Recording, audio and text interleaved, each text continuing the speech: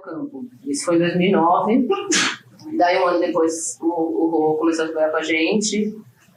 E desde então a gente foi se dando cada vez melhor, a coisa foi andando até o ano passado, quando a Carol mudou, foi morar fora e aí continua eu e eles agora.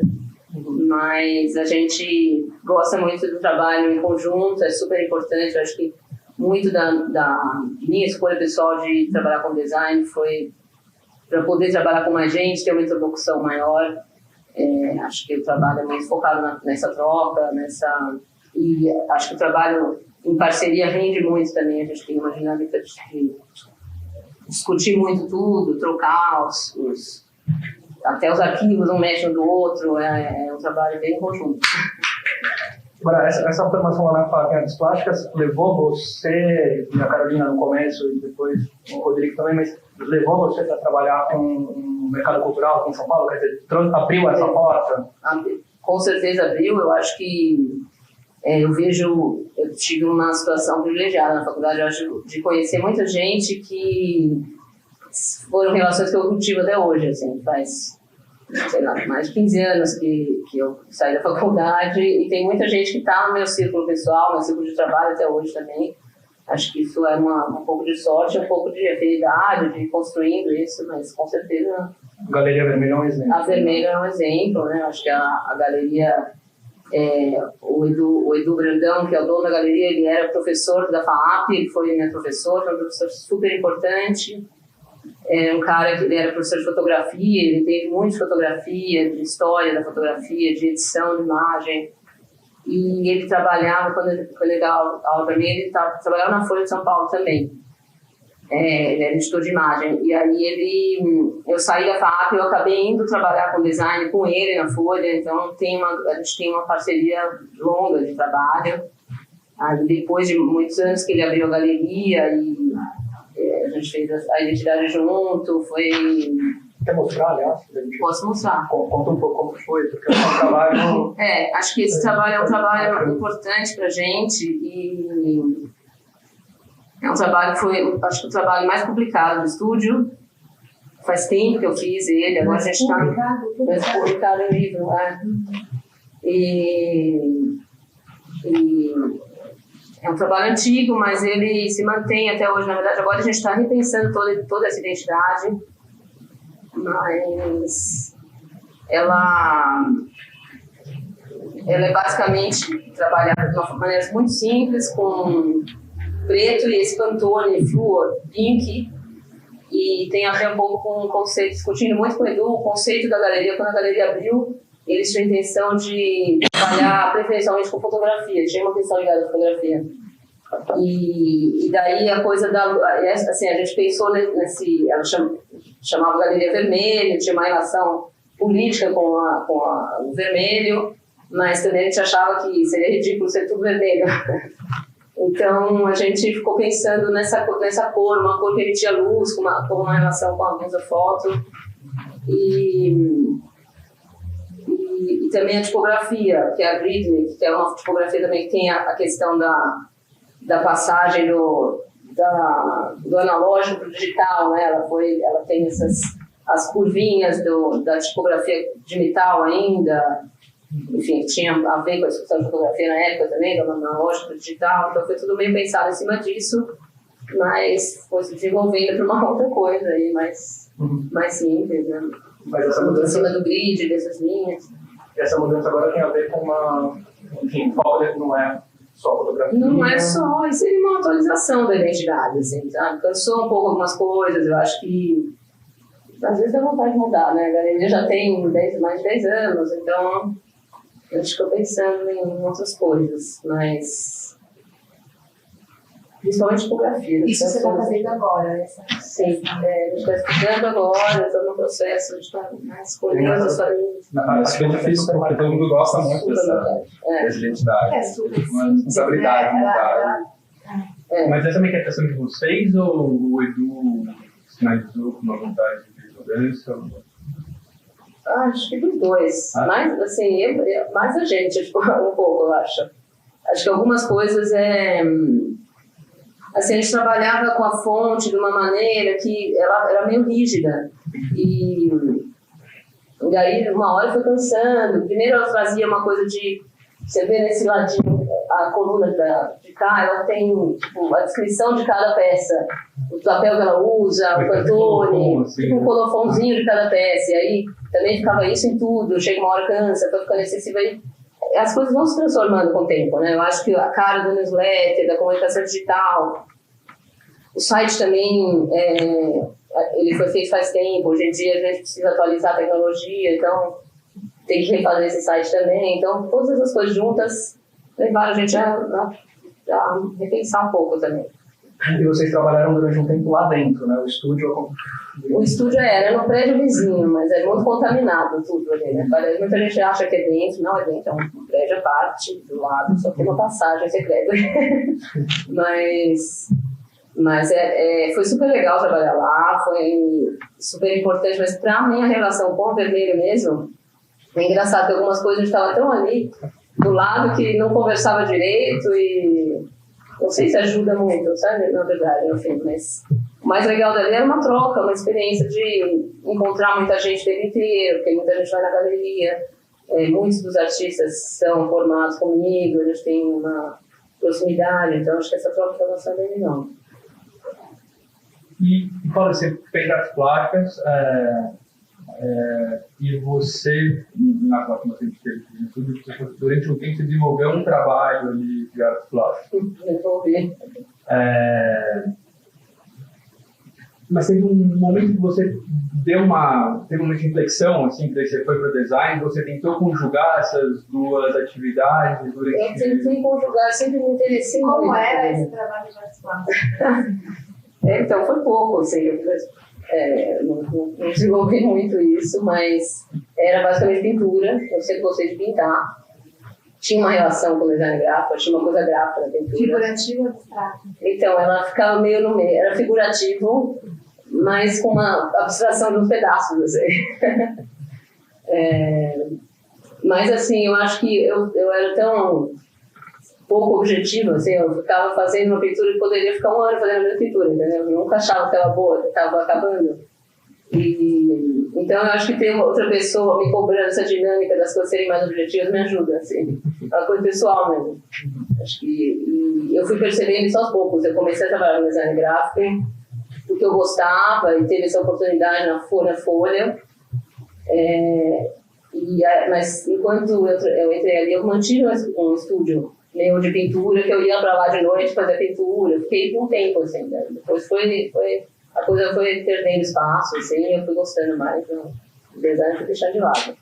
Aos poucos. Agora, o seu trabalho é muito tipografia, fio, grid, e essa coisa manual da pintura não aparece, né? E essa formação você não teve nas artes plásticas, né? Não sei, meu trabalho, assim, o trabalho de design, eu penso muito, eu acho que o que vem da arte é o pensamento direto num conceito, primeiro, e de trabalhar numa escala muito mínima também, assim, eu penso uma ideia, eu vou tirando até o que não precisa, o que é realmente necessário estar ali, tudo que é adorno, que é excesso, que eu acho que não é estritamente necessário para aquela comunicação, eu vou tirando. Eu acho que eu tenho a gente tem um pouco essa lógica de limpar. Eu acho que o mundo é muito confuso, tem muita conversa. Super econômico, né? Essa lógica econômica. Vocês estão escutando bem? Não precisa de... Reclamem se vocês não estiverem escutando, por favor.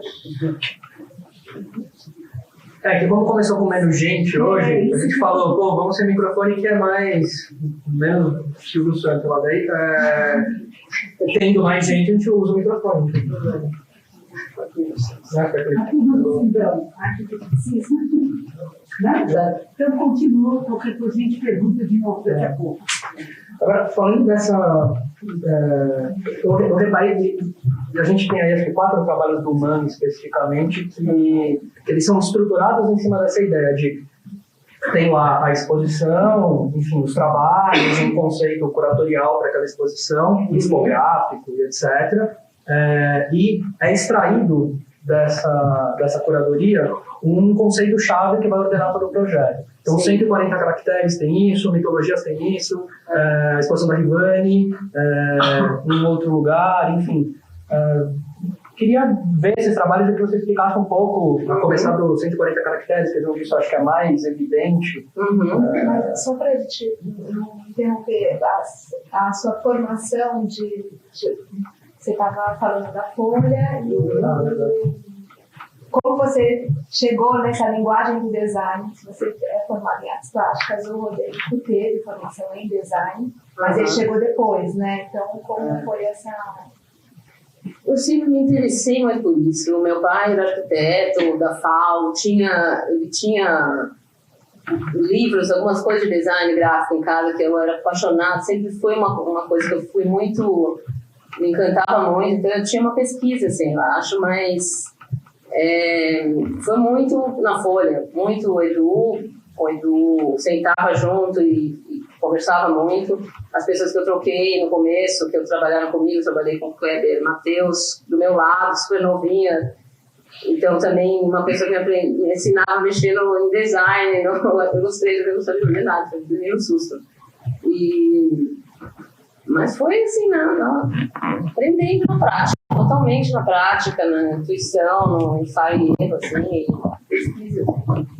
É engraçado, porque o próprio Edu, trabalhando lá, ele também não teve essa formação e ele conta que ele fazia umas coisas totalmente intuitivas. Assim. Intuitivas, super intuitivas, totalmente, assim. Tem coisas de design que eu fui aprender muito depois, sabe? Que era uma coisa que eu dava valor, mas sem ter tanta consciência clara de como fazer aquilo no projeto. Né? Mas em algum momento você tentou conjugar essas duas atividades? Por exemplo, pega o Rafaim ou o Lainha Anjo. Eu acho que são bons exemplos assim, de sujeitos que conseguem ficar com essa dupla atuação, né? Sem que isso seja esquizofrenia. Sim, eu acho que eu não tenho um ímpeto tanto de fazer arte, de me colocar como artista, de ter esse pensamento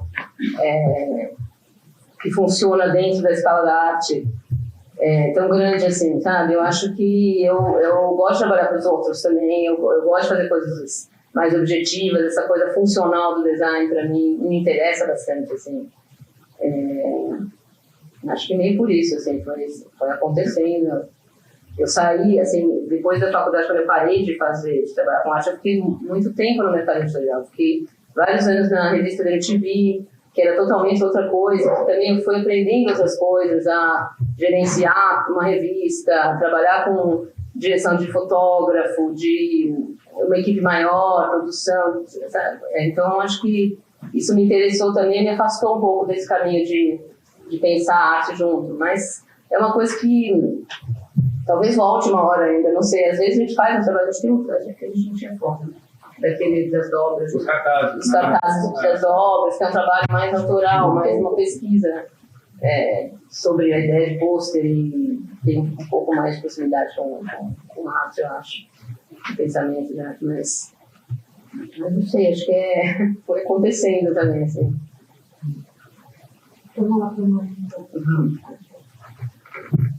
Bom, essa exposição, 140 caracteres, era uma exposição de um grupo de curadoria que foi disponibilizado um curso do Felipe Chaimovic, que é o curador do MAM, com, acho que eram uns 30 alunos, uns 30, 40 alunos que se inscreveram, foi um monte de gente, e eles ficaram um ano estudando curadoria ali no MAM. Eram pessoas de diversas áreas que não tinham formação específica em curadoria.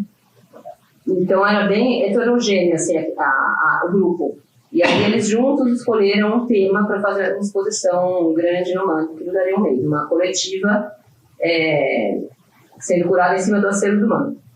Daí eles escolheram esse tema, 140 caracteres, que é uma relação direta ao Twitter, e a exposição aconteceu bem naquelas épocas que estavam as primeiras manifestações grandes, que foram muito incentivadas por mídias sociais. E aí a gente trouxe alguns dados dessa identidade relativa às mídias eletrônicas, ao Twitter, ao computador, que seriam essa tom de azul. A gente trabalhou com um azul Pantone bem fluor, parecendo o azul RGB do computador, que é a cor que aparece quando você tem um link para apertar aí para aquele link no computador.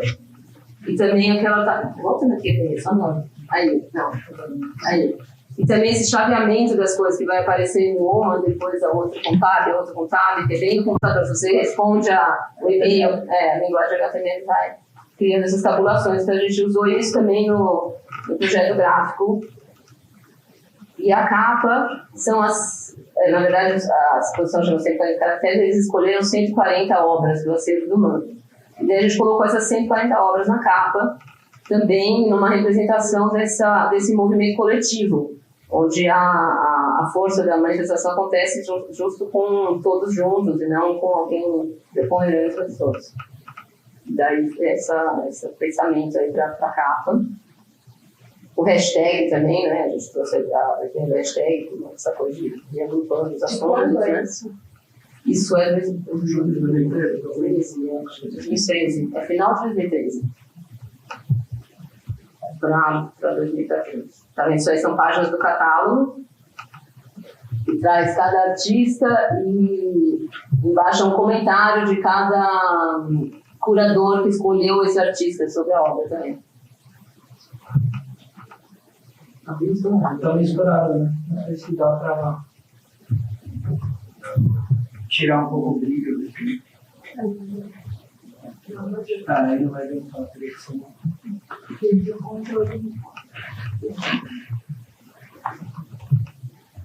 Bom, tudo bem. É isso, tem uma entrevista também.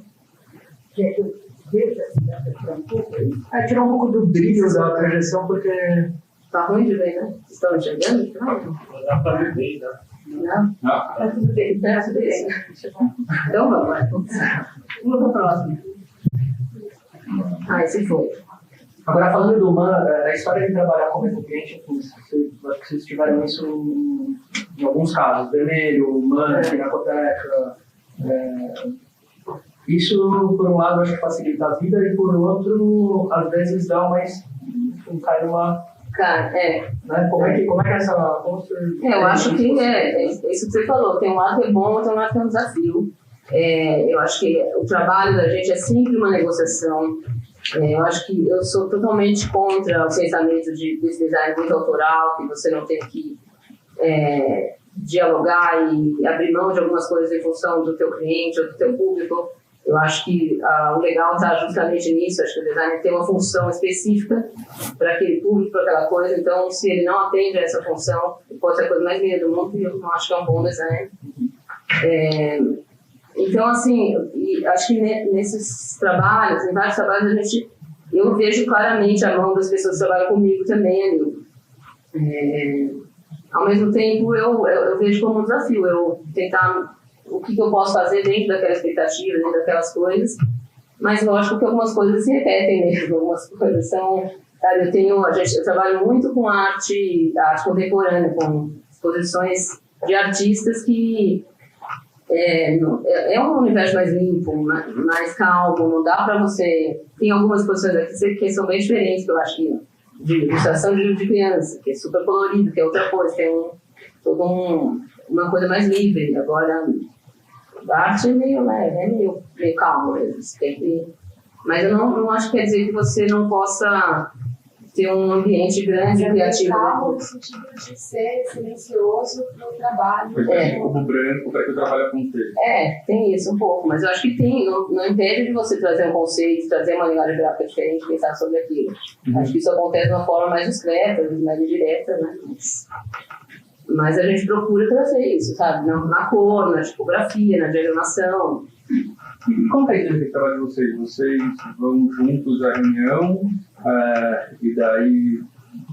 Pensando um pouco na... tamanho do estúdio, né? Não, mas pensando um pouco na dinâmica de trabalho do Raul e da Cláudia, né? Eles falaram que tem um troço ali que não tem muita conversa, eles vão regar suas mangas, começam a trabalhar e daí, de repente, surge o negócio.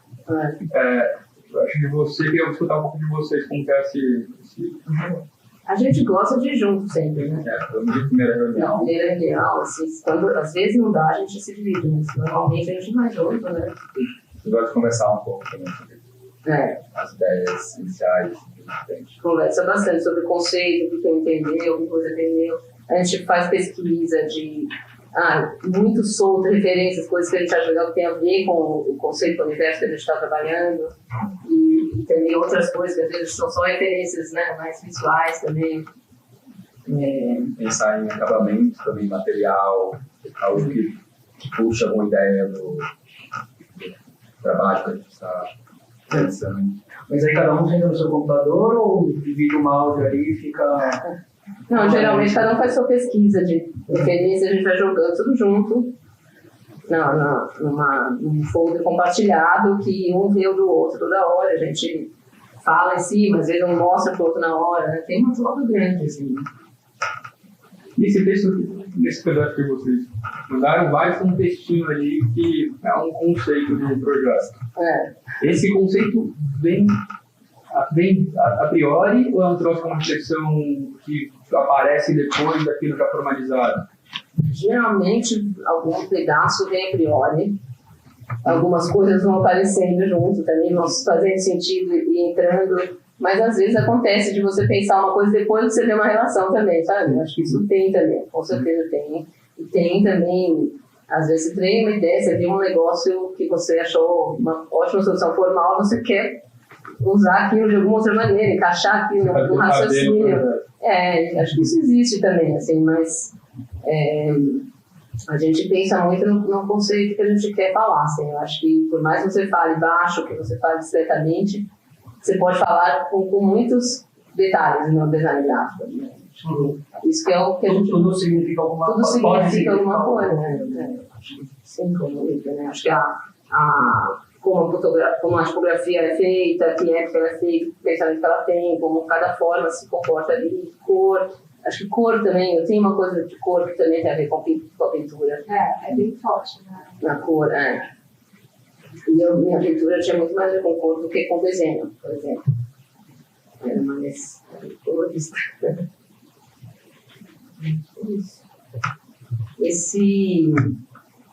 Esse projeto é uma exposição individual da Rivane, no Islander, que aconteceu no MAM, e a curadoria do Adriano Pedrosa. Então, os dois são pessoas super cuidadosas e preocupadas também com o projeto, com como é mostrado, como o livro funciona, como todos esses detalhes funcionam. Então, é um trabalho feito muito junto com eles, a gente propõe ideias, eles questionam essas ideias, a gente volta, mas... Mas junto de que maneira? Eles foram para o estúdio, ficaram lá? Não, primeiro a gente faz uma reunião, conversa, e daí a gente apresenta uma ideia. A gente pede um prazo nosso e faz uma apresentação, mais ou menos isso aqui que a gente mostra. Uhum. E daí o cliente conversa em cima, né? No caso da Rivane, eu, por exemplo, no livro eu mostrei para elas um pouco dessa ideia de trazer esse barrado do livro que tem tudo em cima de um trabalho dela, que chama Barrado, que ela rediscute esses barrados que tem em espaços, instituições de ensino no Brasil, aquela faixa verde que tem uma relação com uma época da ditadura, isso foi implantado em várias instituições de direita, que tem um significado político desse barrado na arquitetura para ela. E aí a gente trouxe isso assim, para o catálogo. A gente sempre pensa algum conceito, alguma coisa que a gente pode trabalhar no catálogo. O trabalho da Rivane tinha muitos caminhos para a gente ir nisso. Ela tem muito trabalho com materiais, com papel, com coisas, então também daí a gente trouxe esse barrado para basear todo o projeto gráfico, muita coisa se alinha ali nesse barrado, no livro essa coisa se repete, e na capa também ela tem essa serigrafia branca ali, fazendo essa linha horizontal. Daí também os papéis, também, essa mistura de papéis, essa cartolina escolar, tem tudo a ver com o trabalho dela, lá atrás. usa muito essa linguagem da escola. E a máquina de escrever. Também ela tem trabalho com a máquina de escrever. Então, a gente optou por usar essa fonte monoespaçada, aí, a Atlas, que tem muito a ver com fonte de máquina de escrever, e uma modulação, tamanho, tudo parecido com o que a gente consegue na máquina de escrever. Assim. A gente teve que adaptar um pouco depois, por questões de grana, de caber o livro inteiro no formato que tinha que caber, e acabou ficando um pouco menor, mas a ideia é toda essa, assim, acho que as adaptações também tem muito como fugir. São parte do projeto. A máquina de escrever também entrava na sinalização. Também na sinalização, mesma coisa, sinalização muito simples, muito calma também. Esse barrado na exposição não aparecia. Esse barrado estava na exposição, a obra dela. Sim. Então, essa parede estava aqui na parede lateral, era inteira esse barrado. Você via da fachada do plano inteiro, com cores diferentes em alguns momentos, mas ela constrói esse ambiente aí. Mas é bem simples, vocês verem a sinalização na exposição, porque também é uma demanda deles, disso não aparecer tanto, ser mais calmo. O trabalho dela é muito delicado, tem peça muito pequena. E que é um protagonismo. Tem, eles queriam uma coisa bem calma. E às vezes esse negócio é um pouco difícil de lidar, né? Trabalhando com exposição de artista contemporâneo. Eu não sei se vocês sentem isso também, mas eu acho que a gente sente bastante. Você tem que lidar com artista, você tem o curador e a instituição, né? Daí o projeto, de repente, não sabe muito bem para quem você deve responder, quem é seu cliente, né? É bem difícil isso, muitas vezes. Né? Nesse próprio caso da Revane, por exemplo... Eu ia perguntar isso, porque daí o MAN se manifestava de que maneira diante desse... Nesse caso, o MAN não fazia nada, estava nem... Era o de menos, porque os dois tinham uma ansiedade muito grande, tanto a artista quanto o curador. Um cuidado muito grande com tudo. Então, por exemplo, e às vezes o curador me pedia umas coisas e a Revane pedia outras. Eu ficava assim, tipo, o que eu faço, sabe? Mas... acho que a gente vai se conciliando as duas coisas, vai conversando, assim, muito, a minha postura é muito de mostrar, às vezes, me pede uma coisa, eu acho que não tem que ser, eu mostro outra e converso. Muitas vezes, eu contente a pessoa, muitas vezes eu não, e a gente vai indo assim, esse foi esse caso, essa coisa do barrado, o Adriano tinha medo, ele não gostava, ele não gosta de ter um projeto gráfico tão preso em alguma coisa de alinhamento que se repete, ele fica mais apreensivo com isso. E ela gostou muito. Então acabou que... Você acaba nesse meio que... Usando ela. É muito simples, né? É uma coisa simples nesse caso. E a gente tinha fotos que já eram bem horizontais, então fazia sentido, né? Que eu estava forçando aquilo e tudo, né? Mas esse papel de meio de campo, ele toma a maior parte do tempo, né? O desenho propriamente dito, as escolhas formais, elas são tão insignificantes perto desse papel, né? Que é tanto da escolha de material, que acho que vocês têm isso, né? De fazer pesquisa mesmo de material, e aí fazer o meio de campo da produção com o cliente, passando para o tipo de material, a figura de meio campista, acho que ela no fim 90% do trabalho, é negociação, né? É você ter paciência, às vezes... E a palavra de ansiedade, né? Também, né? Total, e às vezes você está super empolgado com uma ideia e você toma um balde de água fria, e como você não desencanar sobre qualquer coisa, sabe? Acho que você vai aprendendo a ter cuidado, a ter... tem que insistir, né? Ter paciência, ter... Mas vocês têm algum projeto que vocês jogaram a toalha ou desencanaram do projeto ou não assinaram o projeto? Sim. Já aconteceu uma vez. Uma única vez. Uma vez eu falei, não, desculpa, eu não posso assinar. Não consigo. Finalmente, não... Assim, foram muitas concessões que, senão, o trabalho não era mais meu, sabe? Não.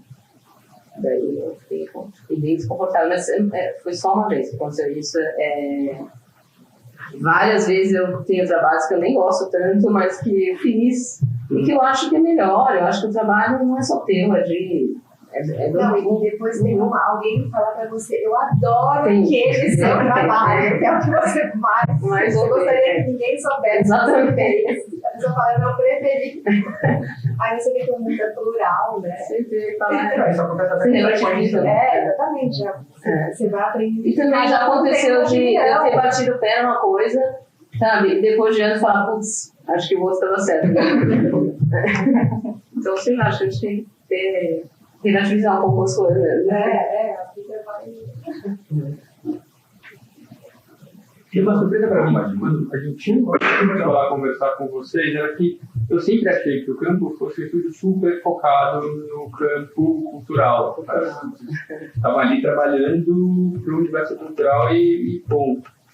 E aí na conversa vocês trouxeram um monte de coisas que vão para além desse recorte, né?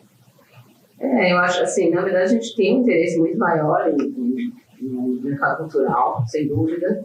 É onde a gente foca muito mais nossa atenção e nosso empenho em ter trabalho, mas esses outros trabalhos foram aparecendo sempre, assim, de boca a boca, de amigo conhece amigo, e aí pega um trabalho, esse trabalho leva a outro trabalho, e aí a gente vai fazendo tudo, assim, a gente acha super legal fazer coisas novas, desafios novos. A gente já fez embalagem, já fez enfim, restaurante, casa noturna, moda um pouco. Estampa para a Ilha de Sangalo.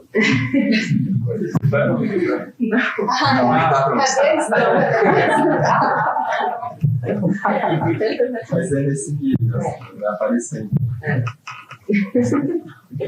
Tem coisas que... Mas qual o problema? Não, é só que assim, não é nada design gráfico, entendeu? É uma coisa tão diferente. Não, mas não assim, pode ser. Pode ser. A estampa da Ivete Sangalo, eu acho que também tem uma... Tem, que coisa que foi virando, a gente mostrou uma opção e ela foi modificando, foi virando outra coisa. Não, com certeza. Eu entendo a dificuldade do processo, mas como se houvesse os trabalhos que a gente faz para museus e galerias são os trabalhos dignos de serem discutidos, e as estampas populares para Ivete, por exemplo, são trabalhos proibidos que a gente deve esconder. Talvez sim, se, por exemplo, o processo vira uma coisa tão esquizofrênica que perde a identidade, vai se perdendo. Não, a gente acha, assim, eu não tenho nenhum problema fazer isso. Mas eu acho muito legal ouvir vocês falando isso. E a gente isso. faz, assim, várias coisas aparecem, a gente faz. Acho legal, acho um desafio. Mas é um trabalho que às vezes eu não vejo muito nosso trabalho ali dentro, entendeu? Às vezes você se perde, isso acontece. Isso pode acontecer até dentro do museu, em qualquer trabalho.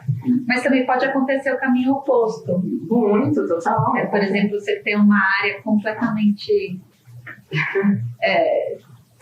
aparentemente desvinculada, ou você acha que não vai encontrar uma linguagem comum, que você vai ter interface de diálogo e aquilo te surpreende de alguma certa maneira, e você consegue fazer um trabalho que você julga bom e acredita que seja bom e que funcione para um mercado completamente diferente. Não acontece. Total. Tanto que a gente tem vários clientes de moda também. Trabalhando com o Alexandre Convite, Faria, Laje, mais independentes. Para isso agora. Pode ir. Depois eu queria voltar, sabe? Porque tem uma curiosidade. Jogar? O que estava aí. A curiosidade é a seguinte. De alguma forma, porque eu acho que é melhor mostrar o projeto primeiro e depois eu falo. Essa imagem já fala tudo que eu queria falar. Que é o seguinte, trabalhar com sinalização, a gente acabou ficando refém assim, de uma saída que é barata, é o que todo mundo, de certa forma, que é o de recorte, né? Então, ou, enfim. E aí eu vejo no trabalho de vocês, e, enfim, vejo eu e o Dani, a gente também tem um pouco essa piração, então de ficar tentando bolar traquitanas para fugir do meu recorte, a não ser em situações que ele faça sentido, porque às vezes ele faz sentido, né? E nesse trabalho especificamente eu acho muito bem resolvido nesse sentido, porque ele é muito simples e ele foge disso e tal. Vocês têm essa busca também? Você tem essa encarnação? Não, tem total. Eu acho que assim, o que a gente mais procura é evitar o fazer o lugar comum, né? Repetir a mesma estratégia, porque pode ser fácil você cair na mesma coisa e fazer o mesmo trabalho várias vezes, né? Muitas vezes não fica bom, né? Esse é o problema. Muitas vezes fica bom. O vinil, assim, é difícil convencer as pessoas a saírem do vinil muitas vezes, porque é um padrão já dos museus, das coisas. Mas, assim, o legal de trabalhar esse mercado é que tem muita gente muito aberta, que você... no caso dessas exposições de curadoria, a conversa é muito mais entre a gente, o curador, do que a instituição. E daí a gente quase que apresenta a ideia junto, assim, né, para a instituição. Então...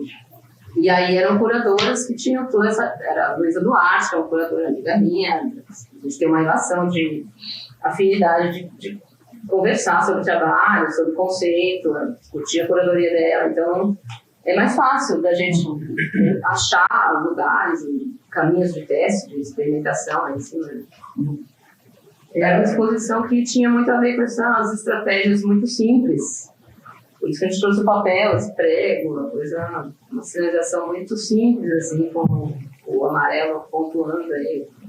Tem uma coisa engraçada, né? Porque às vezes o muito simples vira muito complexo, né? Porque você deixa de fazer ali o feijão com arroz, porque a produção não está acostumada. Ele passa a ter um presente. Daí vira um problemaço para fazer, né? Vira, já tive experiências assim. Que acontece mesmo. Pode ser confundido com um dos trabalhos da exposição, né? Também tem isso às vezes, né, design, porque... mas isso é um bom exemplo padrão, né? Mas isso é um bom exemplo de um design que não fala baixo nessa exposição, né? Não. Tem uma coisa presente, a voz de vocês nesse projeto. Mas ao mesmo tempo nunca se confundiria. Pela repetição você entende. Isso foi uma discussão, a gente discutia muito isso, porque a gente também achou importante printar os preguinhos de amarelo, mostrar que tinha uma intenção, assim, uma carinha gráfica ali, que esse amarelo ia estar na peça impressa também, para distanciar um pouco de um preguinho na parede, como podia ser o trabalho do Comaço, do Márcio Galã, sei lá, sabe, que estava na exposição, sabe? Então, tem esse desafio aí, né? Eu acho, quando você, principalmente com arte, quando você pesa mais a mão no material e traz um significado de alguma coisa, a gente se aproxima de uma estratégia dos artistas, né? Então, é uma questão aí. Por exemplo, a sinalização, a vermelha já tem uma sinalização do espaço que tinha umas linhazinhas assim, com escrito sala 1, sala 2 para lá, porque o espaço é meio truncado. Daí, assim, já peguei exposição que tinha um desenho preto saindo dali, a gente tinha que tirar, não tem como manter, né? Tem esses casos, né, que as coisas, mesmo um vídeo de recorte pode se confundir, né? As estratégias da arte são bem parecidas. Sim, porque tem vários artistas que são de elementos gráficos ou que já tiveram um site. Também, que usam desse... Agora, talvez falando das identidades, né? Em geral, a gente pode mostrar um pouco, mas em geral, as soluções de vocês são muito simples, né? Muito econômicas, como a gente falou inicialmente, e elas se realizam nos desdobramentos, né? Tanto na aplicação, no sistema criado, como nos materiais. Eu acho que isso é uma coisa legal de mostrar, assim, talvez a galeria central, por exemplo, que ela totalmente se concretiza no sistema. E na galeria central e também no vão, eu acho que existe uma coisa que parte da palavra e que fica nesse limite do verbo visual, né? E aí vira quase uma poesia concreta. É muito simples, né? Muito, assim, a identidade, ela acontece em cima dessa... Eles vêm numa conversa com eles também, com os donos da galeria, que eles queriam trazer essa noção da centralidade, mas como um ponto do centro para fora. Esse movimento de olhar para fora, de se estender para vários lados. Assim, né? A gente começou a fazer essa brincadeira com essas ligações da palavra com outras coisas. E esses risquinhos aí se articulando. Daí na papelaria, a papelaria é super simples, tem poucas peças, a gente trabalha com uma cor de cinza no papel e esses jogos de palavras, né? Juntando as informações para esses risquinhos. E é uma escala de texto meio grande, assim, tem uma presença gráfica maior na peça, né? A composição do texto, e a peça funciona só com isso. A gente gosta bastante de usar especialidade modular também. Esse adesivo que se repete. A gente está, inclusive, produzindo esse adesivo, ainda nem está pronto. Mas talvez ele não tenha tantos módulos de uma vez. Mas a ideia é você poder destacar esses módulos. Você pode usar vários módulos para fechar uma obra maior, um pacote maior, e usar um módulo só para um envelope ou dois. A gente pensa muito no uso mais funcional dos arquitetos de papelaria, onde eles podem trabalhar com a identidade de uma maneira elegante, ok? Sem ter que gastar e produzir todas as peças de envelope, embalagem, tudo, porque é uma coisa cara, que hoje em dia é difícil o cliente poder investir tudo isso. Isso acho que é uma conversa interessante também, porque tem uma coisa de vocês de entender a necessidade do cliente nessas identidades, né? Vocês conversam sobre as demandas, sobre o processo, porque imagino que a pessoa tem uma demanda, mas ela não sabe nem verbalizar, né? Assim, não é eu preciso de etiqueta, você tem que mais ou menos entender o funcionamento daquela empresa. Total, e assim, muita coisa que a gente faz no começo, depois muda, porque não dá certo. E muito assim, às vezes nem o cliente não tem a clareza dessa demanda, que você falou.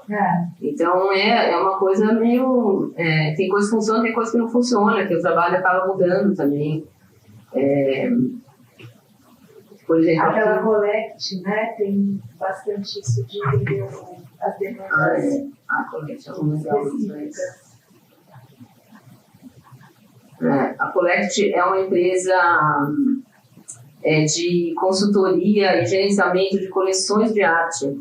Ela opera entre São Paulo e Rio, mas é uma empresa pequena, de uma consultora, trabalhou com galeria, trabalhou com isso durante um tempo, e ela tem clientes do mercado de luxo, que são colecionadores de arte, e ela precisa organizar basicamente um monte de documentos desses colecionadores, os certificados dos trabalhos, às vezes as matrizes de obra visual, obra de vídeo, e dados de conservação, um monte de documentação. Ela entrega para o cliente dela isso. Daí a gente criou a identidade gráfica, né? Cartão, papel de carta. Desenhou a marca, sim. E a gente criou uma cartela de adesivos que traz essas abinhas, aquele adesivo anterior, que foi do retangular. E o que mais que tinha? Tem esse outro adesivo retangular comprido que fecha envelope. Vai na frente, vai ter uma, eu acho.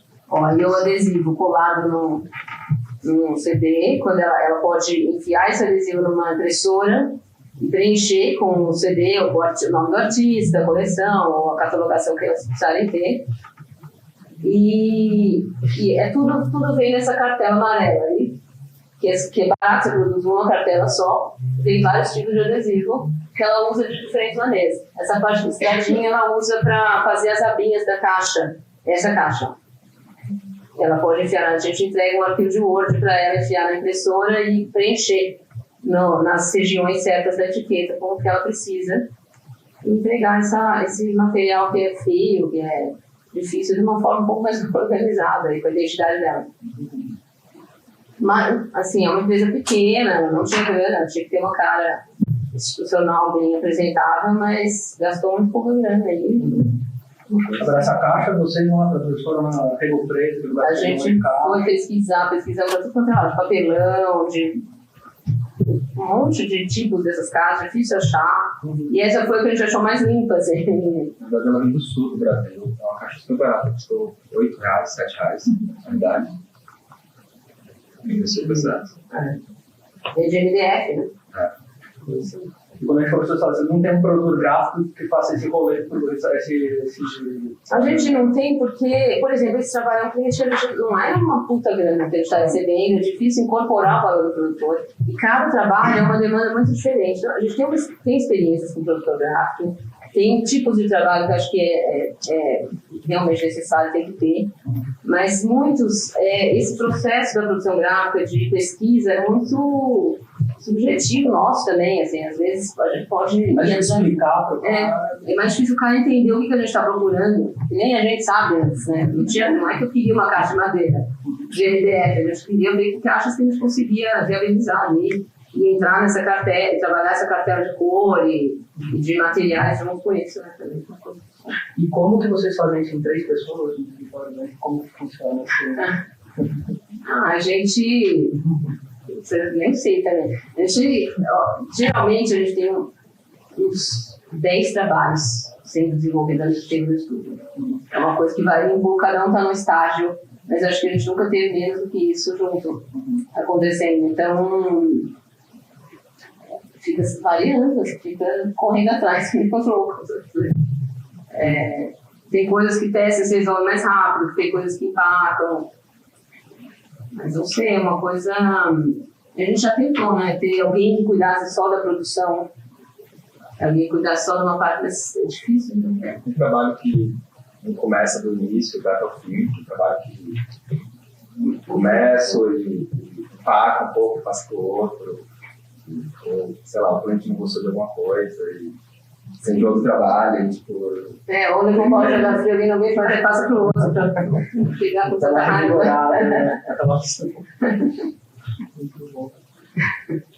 A identidade do básico, eu vi que a Kitari não é a que eles Não é. adotam, né? Como Então, foi isso? Eles eu mudaram olha, ou vocês que eu mudaram? pus essa identidade aí para contar uma coisa engraçada que eu achei que podia ser legal, porque é uma coisa que eu acho que acontece com todo mundo. A gente criou essa identidade, apresentou para eles amaram, e a gente estava desenvolvendo assim, daí sem querer a gente achou na internet uma loja na Austrália que chama Pacific, e o logo é uma bola preta, exatamente assim, praticamente isso aqui, só está escrito Pacific embaixo.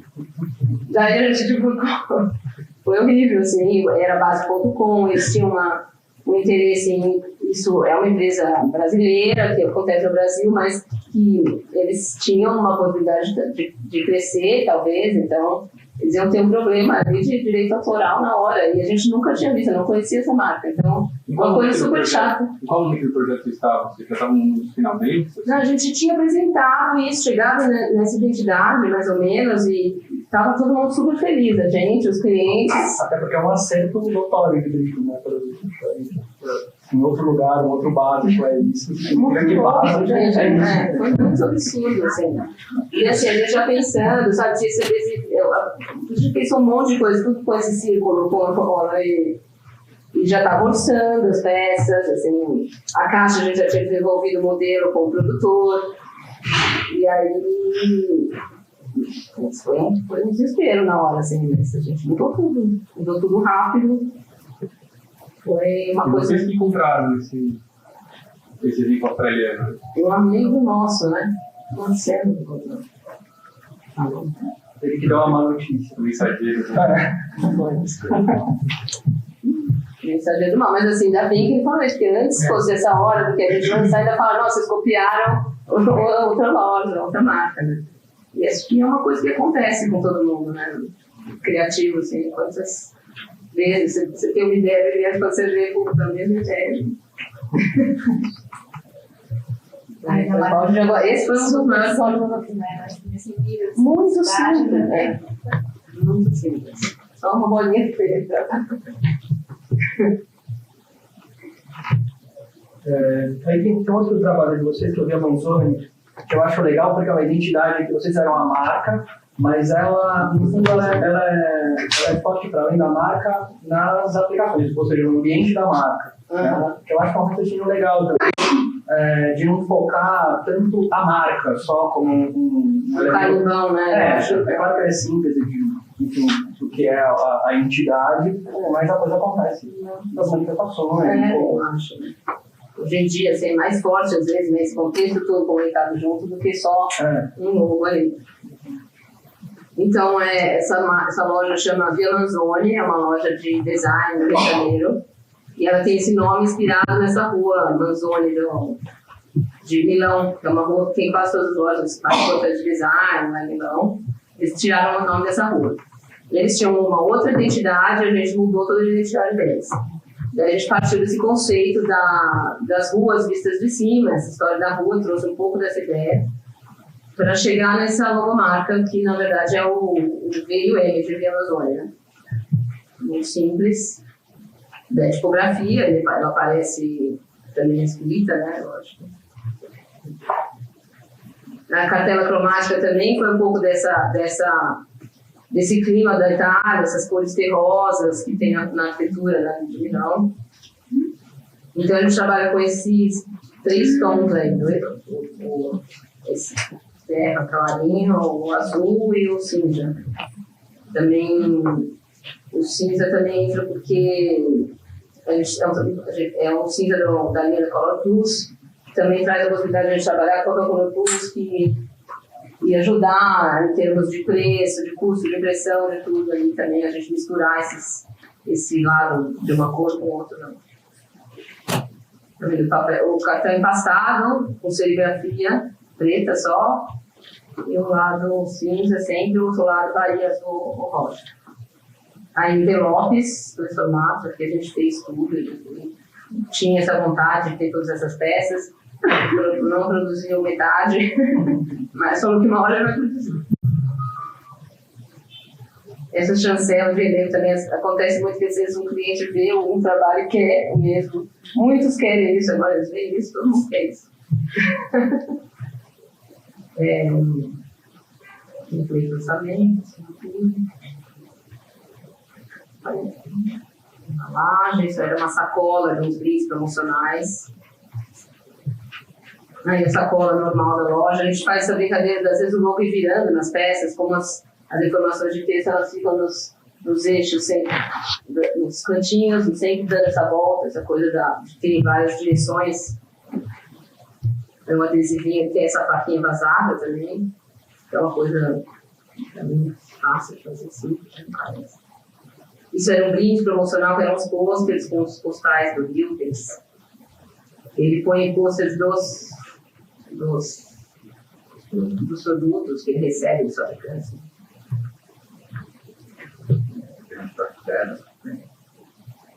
É isso. Essa marca a gente fez o site também.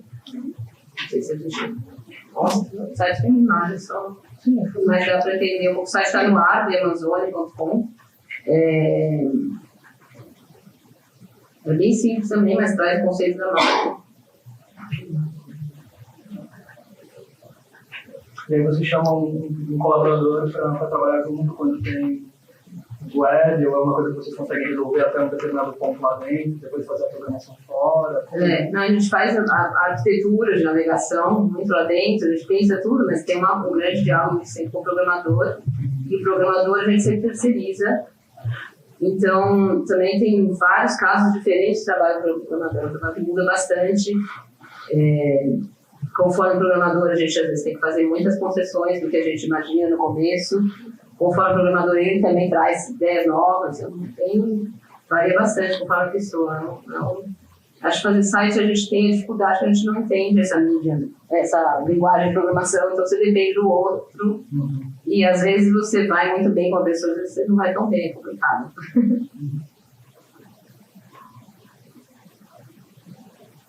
Mas é isso, no site a marca ela aparece cada hora num lugar, né? Ela vai se variando, assim, uma brincadeira. Né? Assim. Essa ideia de simplicidade é recorrente no seu discurso, né? Daí, o que acontece quando você é chamada para um projeto no qual a simplicidade não é o que se espera? Eu digo, estou vendo um projeto na cabeça. Não, que é o stage da Tecnisa. Bom, Quer dizer, quando ali vocês têm que enfrentar um tesão, né? Esse é o desafio. Esse é o desafio.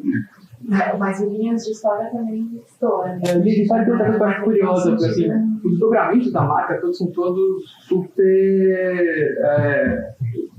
tem um grid ali, tem uma coisa octogonal, tem toda uma coisa em serifa, sei lá, não sei qual exatamente que é, mas que lembra de uma vez. Mas a marca em si tem um gesto que é super caligráfico, né? Sim. Isso veio de você? Então, isso foi super uma conversa, porque a gente apresentou isso com uma outra tipografia. E tinha uma demanda do SESC, que tinha que ser mais infantil, que tinha que trazer as crianças.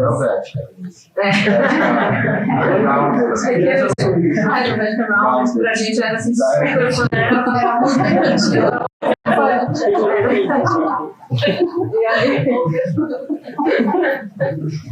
E aí, assim, ficou essa coisa, como a arquiteta que estava fazendo também, tinha essa entrada, tem um monte de concessões aí, de conciliações de coisas aí. Mas vocês gostam do resultado, ter uma concessão assim? Eu não gosto desse logo, jamais. Acho muito ilustrativo, assim, acho que não precisava, mas enfim, acho que também faz parte do trabalho, acho que o trabalho é bem sucedido porque ele era um galpãozão muito comprido, e queriam tirar essa cara de galpão, enfim, tinha que dar uma cara jovem, porque as crianças não tinha muita peça na exposição num conteúdo difícil, porque é um monte de desenho que os ilustradores fizeram para estar nos livros infantis, aí tinha os livros infantis, mas numa exposição, você poderia ver aqui no fim do seu livro, né? Então, aí tinha essa demanda de mudar a escala, de trazer os desenhos para a escala do espaço, e também a exposição ela tinha uns mobiliários que você puxava a gaveta para ver, era tudo meio escondido, assim. Então, eles queriam que a gente preenchesse esse espaço, tinha essa ansiedade, assim, sabe? De trazer cor, trazer... Quem fez a fotografia foi a Marta, né, Rogério? Foi a Marta. Vocês trabalham bastante, né, juntas? Vocês trabalharam? Já trabalhamos bastante juntas. E como é essa relação? Quer dizer, isso foi conversado junto, a expografia com essa identidade, uma coisa que veio... Tem bastante conversa, assim, geralmente assim, ela traz as demandas dela e ela pensa muito o espaço, o projeto expográfico, assim, ela já vem com muitas ideias, muitas coisas da cabeça dela. E daí a gente olha e faz uma proposta nossa. E aí, em cima dessa proposta, às vezes ela acontece mais fácil, assim, às vezes muda bastante, assim. Marta é um tipo de cliente também, que a gente se dá super bem, trabalha faz anos, mas também ela também tem umas especificidades também, ela gosta de entrar junto, tem coisa que ela não gosta e no caminho não adianta. E também acho que foi um aprendizado nosso de entender como trabalhar com ela e fazer a coisa funcionar, a gente se dá bem, assim. Apesar de muitas vezes a gente ter ideias totalmente opostas sobre uma coisa, mas a gente vai conciliando, muito diálogo mesmo. E você considera uma cliente nessa dinâmica? Oi? Você considera uma cliente nessa dinâmica? Mais ou menos, né? É um pouco cliente e um pouco parceira, né? A também tem essa exposição anterior, não da linha de história? É do pessoal do SESC mesmo, aquele grupo da Imagem da Palavra, núcleo da Imagem da Palavra, eles assinam ali, acho que é uma coisa assim. Porque aqui é dela. Aqui é uma curadoria dela. Marta é a Marta do Rogério? É a Marta do Rogério, né? E aqui é uma exposição onde ela propõe 3 encontros entre artistas e arquitetos. Ela vê isso no percurso dela e ela vê uma aproximação muito grande desses trabalhos. Então, a exposição acontece no SESC Pompeia, né? Durante 3 meses. O primeiro mês é um arquiteto com um artista, o segundo outros 2, o terceiro outros 2. E eles fizeram também essa parte que é uma biblioteca sobre o trabalho de todos, um núcleo de pesquisa, tem palestras, eles passavam um monte de coisa. Era bem legal essas outras coisas que aconteciam em paralelo. Tanto que a gente até sinalizou, tem esses marcadores sinalizando onde estava o trabalho de cada artista, que era muito livro, e porque cada um podia sentar lá e pesquisar. Daí o primeiro núcleo é o Carl Guimarães, com o Brasil Arquitetura. O segundo é o Nicolás Róbio com o Marcos Acaiaba. E o terceiro é o MDB com o Leandro Lima e Gisela Mota. Que ficou bem legal, assim. É interessante, esses campos não se articulam muito, mas aqui tem uma conversa muito grande dos trabalhos. A gente viu os próprios artistas com os arquitetos também, era uma empolgação. Foi uma troca bem legal. E é muito simples a identidade, né? A parede ela traz esses 3, 1, 2, 3, aí, mostrando cada etapa da exposição.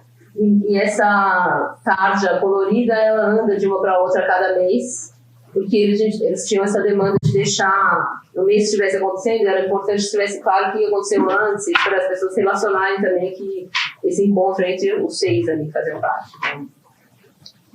Então, a gente trabalha com essa marcação aí.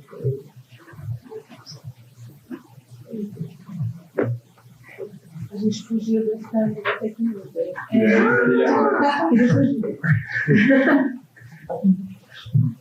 Bom, esse trabalho...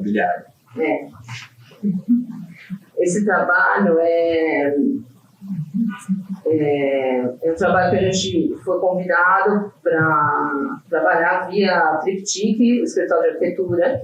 Eles foram chamados pela Tecnivisa para fazer o projeto do stand de vendas de um bairro novo, que chama Jardim dos Perdizes, que é ali bem perto do Shopping Pompeia, passando o viaduto do trem, ali tem um terreno gigantesco.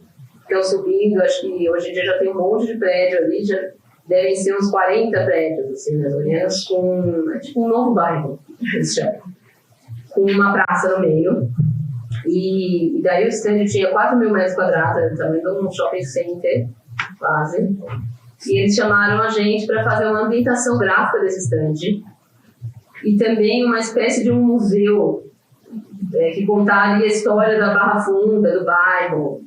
Mas assim, na verdade tem que contar uma história que valorize o bairro, quem quer comprar um apartamento, porque eles querem vender um apartamento, então não podia ser contada uma história completa da Barra Funda, falando um monte de problemas de trabalhistas que aconteceram lá, da história industrial, do bairro industrial, tem um monte de dificuldades ali, e é um bairro que foi também virando meio largado, meio PP, mas era, enfim, a gente tinha que falar só das coisas boas, né, do bairro. Então, para a gente é um desafio trabalhar numa escala tão grande nesse mercado imobiliário, é um mercado que está muito mais ligado a uma linguagem publicitária, uma demanda de estratégias de marketing, de publicidade que a gente não só não tem muita experiência, não faz muito, mas como a gente também não acredita muito, então nesse sentido é um desafio para a gente, mas foi um trabalho que o cliente foi muito bem com a gente, gostou, depois a gente refez de novo esse museu inteiro, contando outras coisas, aí valorizando os projetos de prédios comerciais que estavam fazendo ali na época, e cada hora tinha uma coisa. A gente fez essa implementação fez uma floresta, que é um cinema 3D que tinha dentro do stand de vendas. Essa é a pior parte. Essa parte. Os pássaros. Que a gente trabalhou junto com um biólogo, tentando trazer pássaros da fauna original do local, como se eles fossem voltar. Porque eles o bairro tem uma praça no meio que foi totalmente reflorestada pela Tecnivisa para o bairro. Só que, na verdade, isso é uma demanda da prefeitura. Se você constrói um tanto de áreas, é um mínimo de área verde que você tem que construir. O mínimo, nada bem, não é tanta coisa assim. E essas árvores, eles tiveram uma preocupação de colocar espécies endêmicas que iam bem ali, que seriam já da flora original do lugar. Mas, assim, é super pequeno, eles nunca vão trazer esse espaço.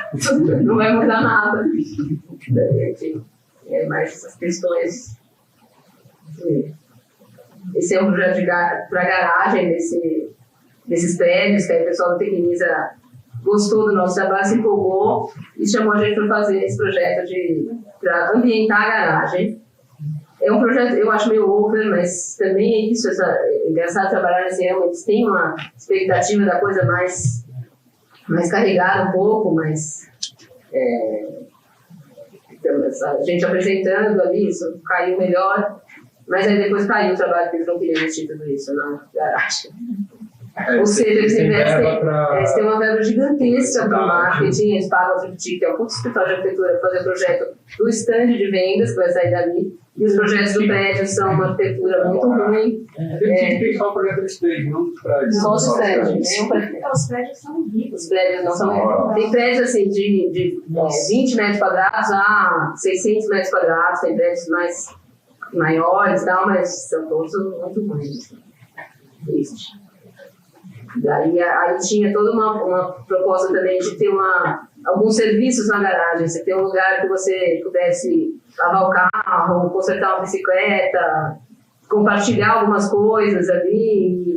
Daí isso também começou a virar um problema. Eles gostaram muito dessa ideia em termos de marketing, de vender isso. Nosso prédio tem isso. Mas aí depois caiu porque ele tirava 2 vagas da garagem. Daí eles perdiam dinheiro. Então, assim, é muito absurdo que rege essas coisas. É triste. Porque valia muito mais a pena eles investirem no prédio, na garagem. É recente esse projeto? Os prédios já estão prontos? Os prédios vários estão prontos, vários estão em implantação. O stand está lá, continua ainda, ele vai mudando um pouco. Só que eu acho que depois da Lava Jato, a tecnologia cai um pouco a grana. Então eu não sei como é que. Não sei como está agora, entendeu? Assim, eles devem ir e talvez reorientando, porque tem muitos painéis no stand que são. Eles iam mudando, ó, tipo essas linhas todas, elas vão mudando conforme os prédios que eles estavam vendendo, que estão ficando prontos, que eles estão trabalhando comercialmente no momento. Até as maquetes, elas iam acendendo e apagando conforme o prédio fosse ficando pronto. Para contrabalancear, para você pudesse mostrar o projeto da exposição do projeto da prefeitura. Esse era o Mas como é que foi o projeto do universo imobiliário?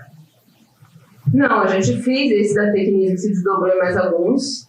E a gente fez para Ideias Árvores também, que veio por outras coisas. É bem rapidinho.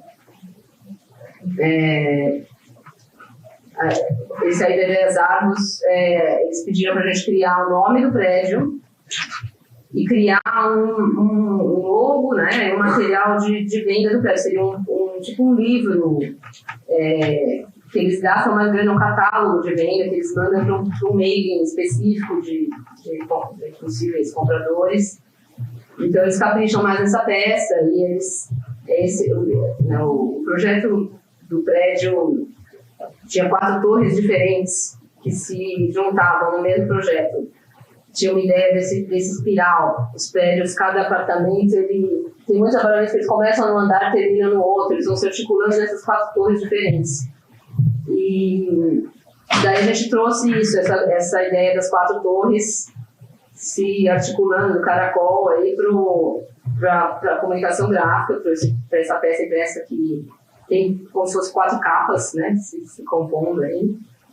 E o nome, Aruá, o grande caracol e Tupi-Guarani, porque ele é um prédio de Perdizes e todas as ruas de Perdizes, muitas ruas têm nomes indígenas, a gente achou que tinha a ver também.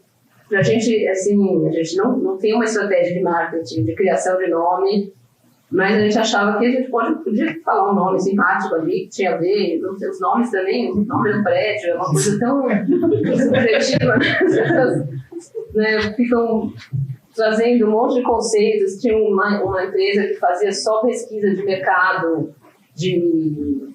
como eles se chamavam, eles eram meio hackers culturais, eles falavam que eles pegavam tendências do que as pessoas gostam. Tipo isso, né? E assim, a informação que eles trazem são coisas que, assim, gente, todo mundo sabe, não tem muito. Você não pode comprar um apartamento ou não pelo nome do prédio, né? Não sei, eu acho que são coisas que, enfim, podem ser trabalhadas, mas acho que é muito mais do que você está vendendo, né? Que faz diferença, assim.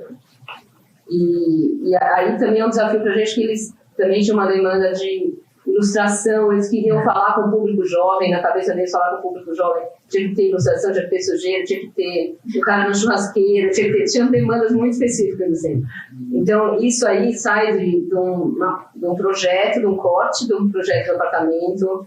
Eles não queriam, estavam cansados de colocar aqueles 3Ds, aquelas coisas de arquitetura mais padrão, de mostrar interior. Eles queriam pôr isso de alguma outra maneira. Então a gente chama o ilustrador para desenhar em cima do 3D dele e criar uma linguagem ali mais moderna também. Eu acho um pouco infantil, mas, enfim, também uma conciliação da gente mostrar um monte de coisa, um monte de caminhos. E era uma equipe enorme que sentava junto, um monte de gente de marketing, consultores, enfim. E a conversa fluía. A conversa fluía, era legal, mas assim, muitas opiniões diferentes, muitas demandas. Muitas coisas que você não viu. Que eu não iria para esse lado, mas também a gente criou todos esses ícones para sinalizar também, porque além desse livreto, eles fazem um book de vendas grandão, assim, que eles explicam cada coisa. Eles têm um treinamento muito grande com a equipe que vende, que senta com os compradores, explica todos os diferenciais que eles chamam, né, dos apartamentos. Mas eles, assim, era uma época que a Ideias Árvores estava tentando trabalhar sem uma agência de publicidade, que eles tinham tido experiências não muito legais, aí os donos também falaram, vamos fazer junto com só o design e tal, mas eles acabaram voltando para uma agência também. A gente fez algumas... Vocês não? Não? Ah, é.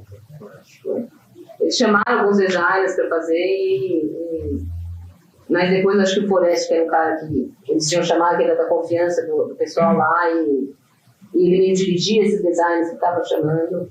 Aí o Forest também cansou, não quis mais, acho que eles tiveram que se botar para a agência. Na publicidade, né? Trabalhando na direção de diferente.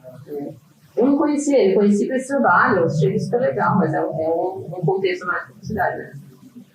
Esse tema veio aqui algumas noites, assim, a relação com a publicidade, fazer ou não trabalhar para publicidade.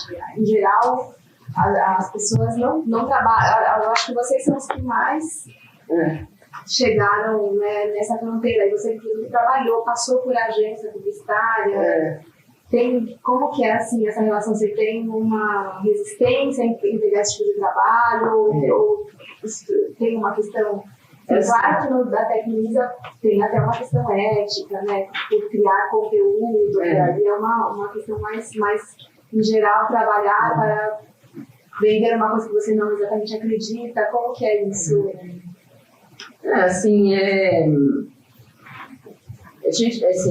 Eu até trabalhei um pouquinho dentro da DN9, fiz uns freelas lá, e assim, não é um ambiente de trabalho que me interessa, ficou muito claro para mim, não busco isso. Acho que quando a gente abriu o estúdio foi justamente para tentar trabalhar fora desse mercado de publicidade, porque eu acho que a lógica desse mercado, cada vez eu tenho mais certeza de que eu não concordo.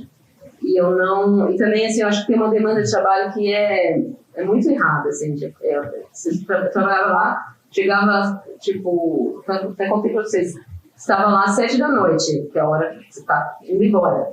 Aí chega na sua mesa o pedido de trabalho. E eles têm são umas folhas, você recebe trabalho umas folhas com os labels, vermelho, verde e azul, e vermelho, verde e amarelo, que é a urgência do trabalho. Aí chega às 7 da noite com o label vermelho.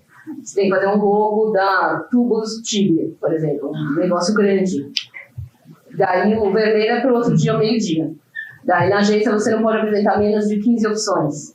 Então assim, você vai virar à noite para fazer 15 opções de logo, nenhuma vai ser boa, entendeu? Você vai entregar no dia seguinte. Esse ritmo, eu não acredito nisso. Eu acho que, por isso que eu acho que a publicidade é um engodo, assim. Eu acho que as pessoas vendem um trabalho ruim, feito às pressas por pessoas super jovens, e elas vendem porque é o papo do diretorzão que convence o cliente, que é um industrial grande, entendeu? Que leva num puto restaurante caríssimo, vai lá e fala um monte de coisa. Eu acho que essas coisas são um pouco falsas, assim.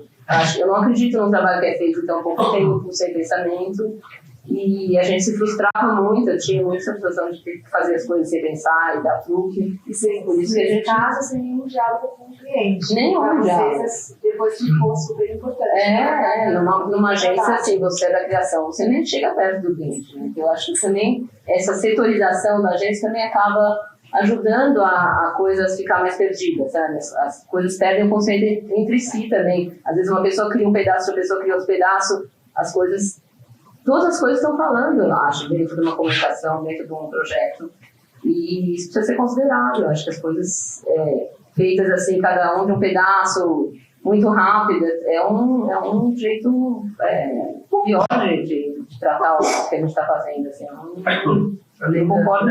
Na conceitual da Dominal também, a gente refez uma marca da Varig, na época em que a Varig estava falindo, não estava, eu ia comprar e tal. Acho que a gente fez em 2 dias a marca. Na Varig, já. E é um negócio que você pode fazer uma coisa incrível, super legal, assim, né? É um chute, assim. Mas a gente vê esses resultados todos os dias, né? É o que a gente recebe como consumidor, assim. Pelo menos. Exato, eu vejo marcas enormes. Quem escolheu?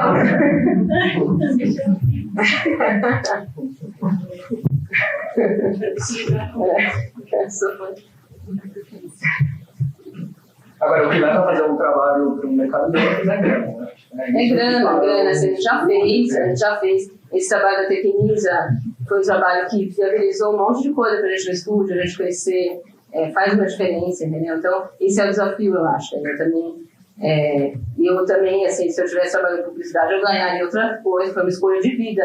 Eu teria outro nível de vida, com certeza é muito mais difícil você não trabalhar nesse mercado, com certeza você vai ganhar muito menos, você vai pagar mais mico, porque assim, publicidade você expolado, viu, mas você ganha muito bem. E isso fora desse mercado é bastante diferente. Isso é uma verdade, porque a publicidade levou uma ladeira abaixo. Eu acho também, eu acho que Eu acho que nos anos 90, 2000, realmente isso era um... eu acho que hoje em dia mudou bastante. Eu não tenho essa experiência muito hoje em dia, mas...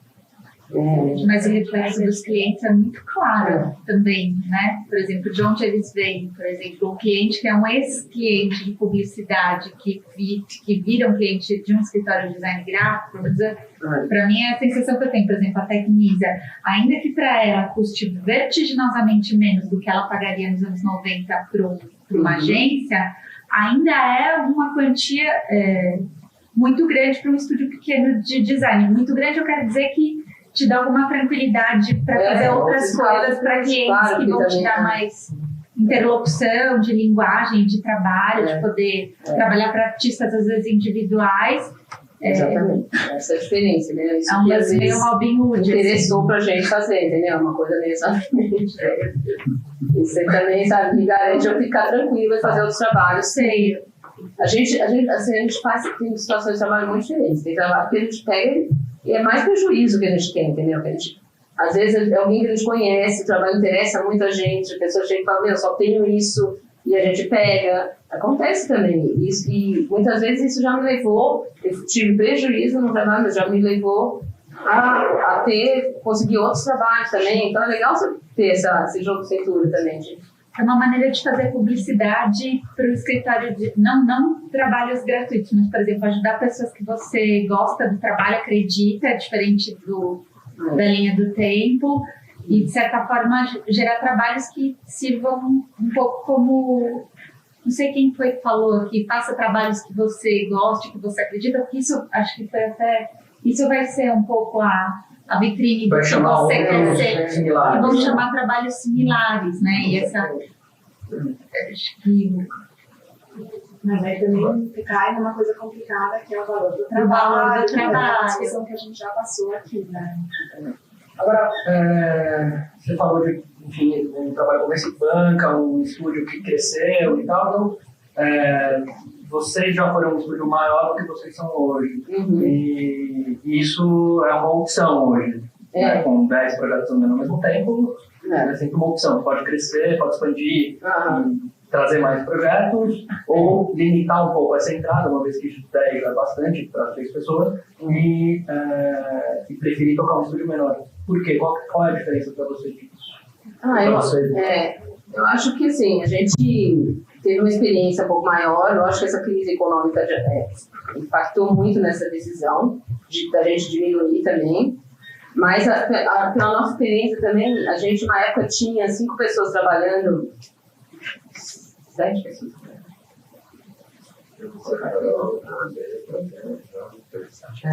Eu já tive 7 pessoas trabalhando no estúdio. E muitas vezes, muita coisa acabava sendo mais confusa do que a gente consegue resolver agora. Eu acho que trabalhar em equipe é um desafio enorme. Eu vi o Raul falando aqui da outra vez, aquilo que ele não deixava ninguém pegar no arquivo. E eu não trabalho assim, é totalmente diferente, mas eu já passei por isso. E assim, quantas vezes, sabe, da pessoa que tá lá, eu passo o arquivo pra ele, super nervosa, porque assim, com vergonha do que eu fiz, não tava bom ele pra o fim, ir lá e já mexer. É difícil também esse... Ou tem que explicar também o trabalho, o tempo que você poderia...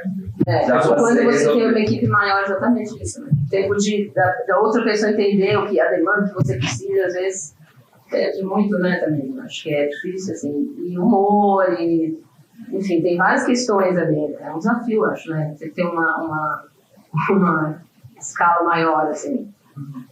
Foi uma experiência legal, mas eu acho interessante hoje em dia, principalmente a situação que o país está, a gente ter essa liberdade de ser menor, ser mais enxuto e tocando assim de uma forma mais tranquila também. A gente também nunca foi atrás de trabalho, a gente sempre fez tudo errado em termos de autopromoção, de divulgação. Nosso site é extremamente desatualizado, a gente não consegue dar conta. A estratégia de marketing é péssima, a gente faz um Instagram e esquece. Mas os trabalhos sempre aparecem. Eu acho que a experiência é essa, o trabalho acontece nas relações com as pessoas, é muito de boca a boca, um vem, passa um tempão, aí vem de novo, passa um tempão. Isso é uma coisa transversal, todo mundo que já conversou, e é exatamente a mesma questão. Assim, um tem site, outro tem site atualizado há 10 anos, o outro, enfim, o trabalho vem por essa... Acho que um trabalho chama o outro também. Exatamente. E... Não, a gente podia abrir para... Eu só queria mostrar o último, o Connect the Dots, porque eu acho que ele é um projeto... Nossa voz também é um projeto bem bonito, eu acho que é legal. Que tem a ver com o de Amazônia.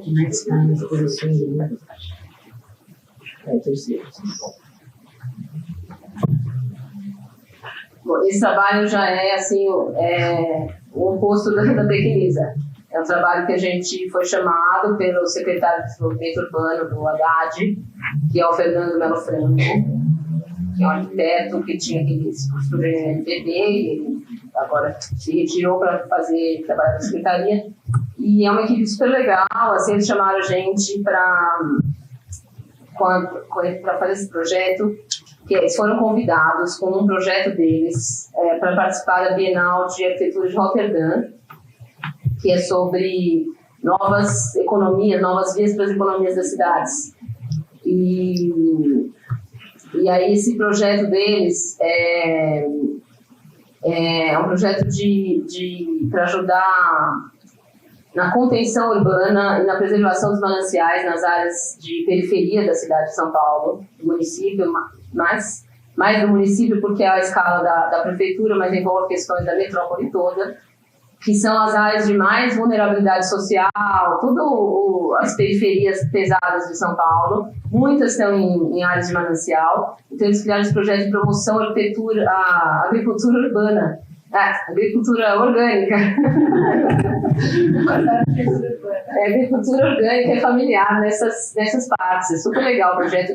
E ele ganhou esse destaque na Bienal porque ele traz uma coisa que parece óbvia, mas que não acontece em gerenciamento urbano quase nenhum, que é juntar várias secretarias de uma mesma da prefeitura no mesmo projeto. Então ele ataca 3 frentes principais ao mesmo tempo, que é alimentação da população mais carente, oportunidade de emprego e ecologia, né, e preservação ecológica dos lugares. Então, eles criaram um monte de leis. Todas essas plaquinhas pretas penduradas são leis criadas em torno de vários pontos, tipo da terra, de licenciamento, de transporte, certificação orgânica, oportunidades de emprego, muita coisa que eles fizeram com, basicamente, secretarias da parte de alimentação, de lixo também, está super envolvido com reaproveitamento de lixo, e já foram criadas várias leis dessas, estão sendo implantadas. Eles fizeram um projeto que obriga as escolas municipais e estaduais a usarem 30% da verba de merenda escolar que vem do governo federal em agricultura orgânica local. Então, só isso garante a produção de todas as áreas que estão em volta de São Paulo. Se alguém plantar, vai ter quem compra. Então, eles têm a safra vendida garantida. É muito legal, porque é uma puta grana assim, para quem está ali.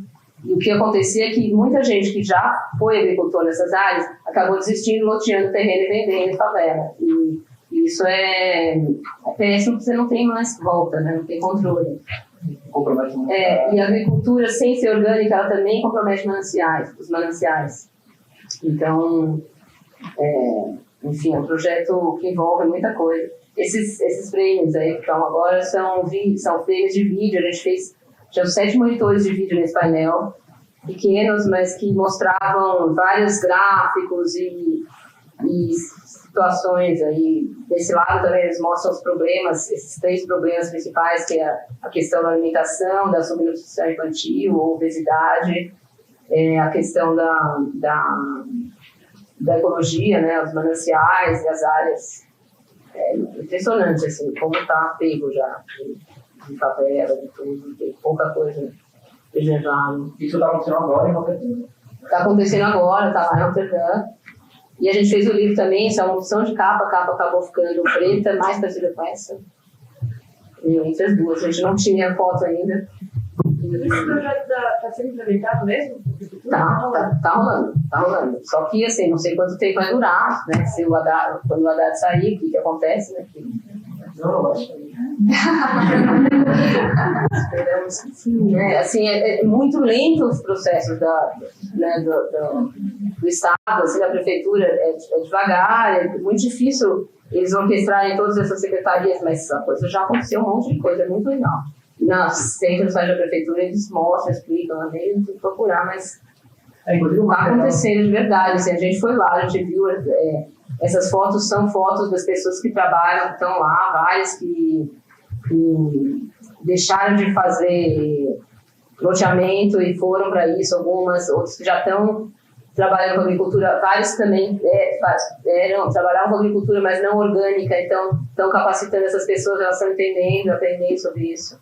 E também eles estão criando centros de compostagem, que são super legais. Tem essa parte aqui, que esse ali é o primeiro na Lapa. Se eles fizerem 40 desses, eles dão conta de todo o lixo orgânico de São Paulo ser compostados. São 40 terrenos simples, assim, que é muito simples essa compostagem. Eles pegam essa palha de algum tipo de planta que cai perto dos rios, do Tietê, tem muito que eles tiram do corte, podam tudo aquilo, e mistura lixo de feira com lixo de poda de jardinagem de São Paulo. As duas coisas juntas, cobre com essa palha, isso já dá coisas químicas, eles põem alguns ativadores ali no meio, orgânicos mesmo, né, o resto do adubo, resumindo.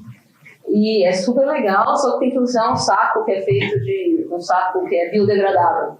Então eles estão distribuindo esse saco, é um saco bege, eles estão distribuindo para todos os feirantes.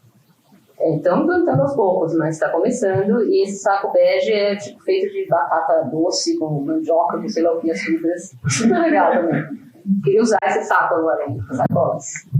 E fez no Rio Grande do Sul, e uma tecnologia super simples, né, super barato, com 40 desses.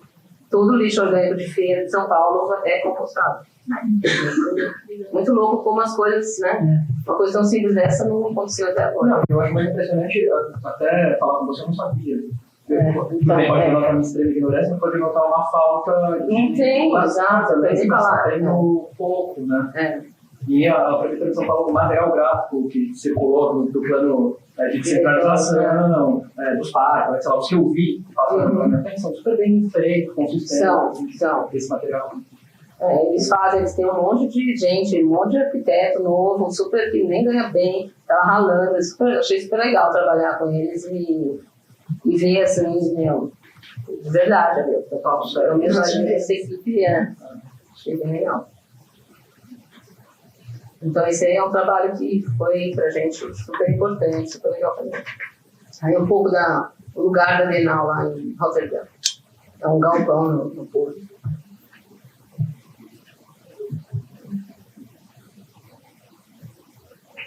Tinha um último trabalho. Qual é o último trabalho? O Nossa Voz.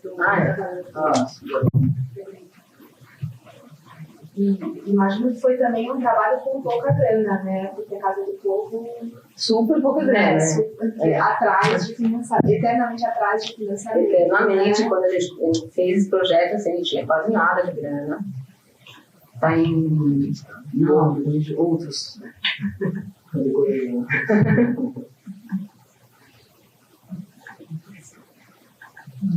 Legal mostrar esse primeiro, só para vocês verem um pouco assim como que acontece, que ele parte de uma demanda da gente olhar para as edições. Nossa Voz é um jornal que era da comunidade judaica, né, mas totalmente de esquerda, era uma resistência. Esse jornal foi empastelado na época da ditadura, e daí eles quiseram refazer, né, essas edições, rever isso de uma outra forma, com mais espaço de contestação, de arte mesmo. Daí a gente trouxe o logo desses logos antigos, a gente olhou para as versões antigas do jornal, tinha essa demanda. O Benjamin também queria muito que tivesse uma relação com o que o jornal já existia. Daí a gente criou esse logo, né, nossa voz em cima daquele velho, e trouxe aí, a gente traz a primeira reunião que a gente mostrou isso, algumas opções dessa ideia aí, e opções de tipografia também. E também tinha uma coisa do jornal misturar a cultura judaica do Bom Retiro com a coreana, dar a voz com a peruana, enfim, são os grupos mais peruanos do Bom Retiro, e dar voz para todo mundo aqui também. Criar um lugar de interrupção. A colunagem também, o formato da peça, a colunagem também a gente trouxe do Nossa Voz antigo, esse formato tabloide antigo. A gente teve que diminuir um pouquinho, porque a gente, pelas gráficas baratas que dava para pagar, a gente deu uma pequena reduzida, no fim não ficou igual. E ele é feito em papel jornal e todo com 2 cores só, também por uma questão de preço, de custo de impressão. E a ideia seria cada edição ter um preto e uma outra cor, né?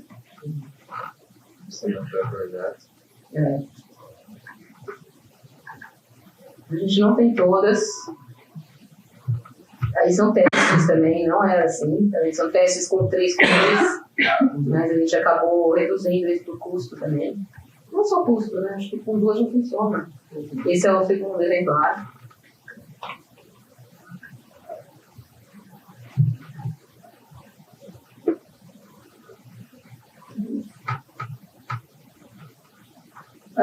Acho que agora a gente tem uns 15 minutos até acabar, né? Enfim, podia abrir para o clássico, abrir para aquelas perguntas, quem quiser.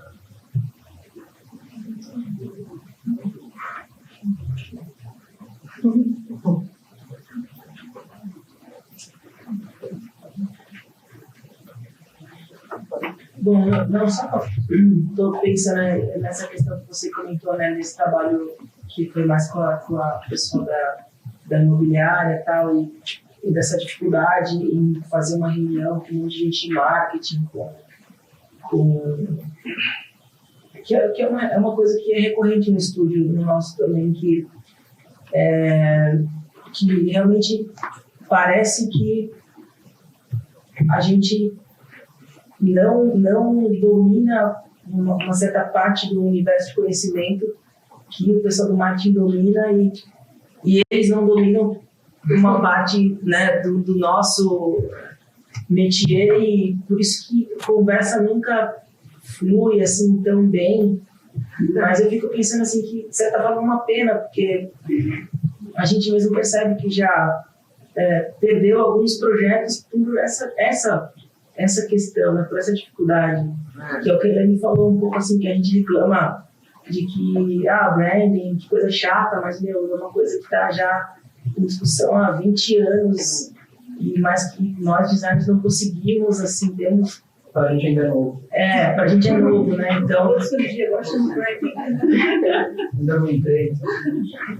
E é um pouco uma pena isso, porque a gente...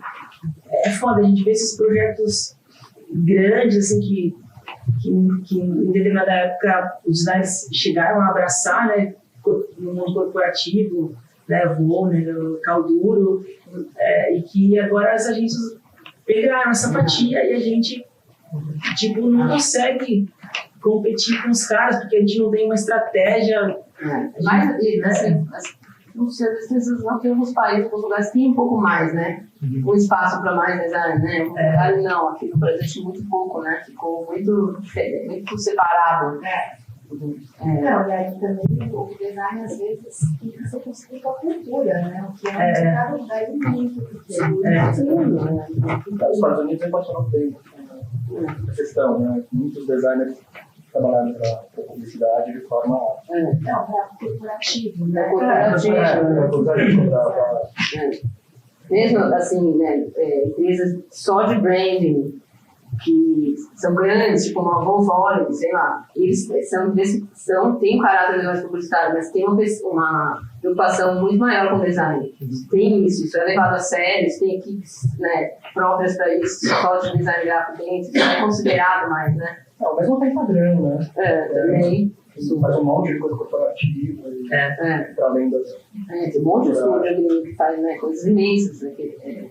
Mas as agências tentaram isso, né? Tem vários exemplos de agências, o DPZ tinha a SAL, a da Brasil tentou por um tempo ter um departamento de design, mas é uma coisa que não funciona, né? Acho que porque a gente não consegue apreciar. Não, e também acho que para eles essa remuneração não compensa, né, de parte desses projetos, né? E por outro lado, para o designer compensaria, e só que também não tem daí. Tem a coisa do tempo. Tem a coisa do tempo, aí você ia falar que ela é um entrave forte aí da lógica da publicidade. Não, mas tem um conhecimento por parte deles da importância de se pensar o design. Né? Não é à toa que eles tentam, assim... E dos clientes? Os clientes dele também não tem... Não, eu acho que a grande questão é que não tem uma cultura consolidada de demanda. De demanda, né? Isso, exatamente. Fora do circuito da cultura. Assim. Mas aí tem umas agências de design que chamam até assim, né? Que ficam um pouco nesse meio termo, assim, né? Tem a Tati, a Ross, né? A Rex, né? A Rex também. Então, são ficam numa linguagem muito mais comercial, né? Claro. Eles são gigantescos, né? São milhões de pessoas lá trabalhando. É muito separado. Também. Uma vez uma pessoa da Johnson & Johnson falar com a gente. Não sei porquê, não sei como essa mulher chegou na gente. Realmente, não entendo. E uma conversa assim também. E era tão específica, eles precisavam. Assim, primeiro ela falou, mandou um e-mail, aí em seguida perguntando se podia falar. Comigo teria que assinar um contrato de confidencialidade. Assim, de 40 páginas o negócio. Para falar? Para começar a falar. E daí a gente foi conversando, até que o briefing era para mudar uma embalagem de Carefree. Meu Deus, e assim, mas assim, o Carefree tem a identidade tal e tal. Você não pode, você tem que ter a borboletinha, você tem que ter um degradê, você tem que ter, não sei lá, você não pode tirar isso, não podia fazer nada. Ele falava, mas gente, o que eu não conseguia entender o que eles queriam que precisavam mudar, porque nada podia mudar. Mas por que ela está procurando um estúdio no Brasil? Sabe? É muito estranho, assim, né? Você vê que. Eu não sei, acho que a gente nem pegou o trabalho. Ela vai fazer Carefree helvética. Mas porque é feminino. Mas são caminhos que você vai buscando, né? Não sei. É tão estranho que assim, não pode tirar isso porque o público já quer isso. Não pode tirar isso. Mas então, eu não conseguia nem entender o que ela queria que mudasse, né? Por que estava te chamando para fazer isso? Porque era mal, eu lembro que eu achava mal comunicado cada tipo de absorvente, que a pessoa não entendia.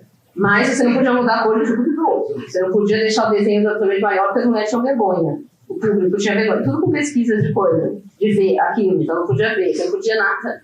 Assim, era muito limitação. Não é uma boa explicação, né? Uma vez que é totalmente baseado na resposta da pesquisa, né? A pessoa só conhece aquilo que ela vai exatamente, é uma que não evolui, né? Que não sai dali. Então por que repensar, né? Também, não sei. Eu acho que isso, essas pessoas publicitárias, muitas vezes, elas subestimam muito as pessoas, porque as pessoas querem coisas novas. As pessoas querem coisas diferentes, as pessoas gostam de coisa boa, de coisas de aprender, de ser surpreendido, todo mundo gosta.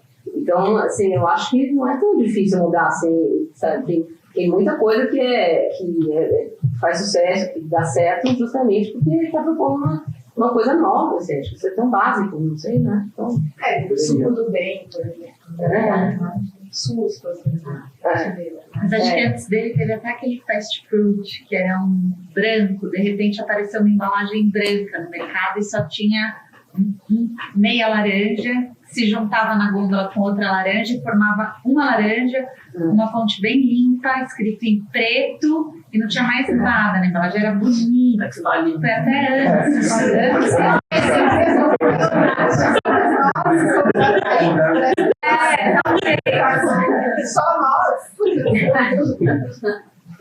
Talvez. Não existe mais. Achavam que não tinha gosto. Não tem gosto, né? Tudo bem, acho que isso saiu, eu acho. Sim. Prosperou. Mas não é muito bem, né? Deixa pra lá. Então, mas misteriosamente esse Fast Fruit me surpreendeu porque não foi um estúdio, foi uma agência que fez aquela AG407, que até o cara fechou e fugiu com o dinheiro de todo mundo pro castelo. Calote em todo mundo. E aí hackearam o site do cara, no seu Madruga, tipo, paga o aluguel. Nossa, uma história assim incrível. Não sei se você respondeu, mas vocês participaram de algum concurso?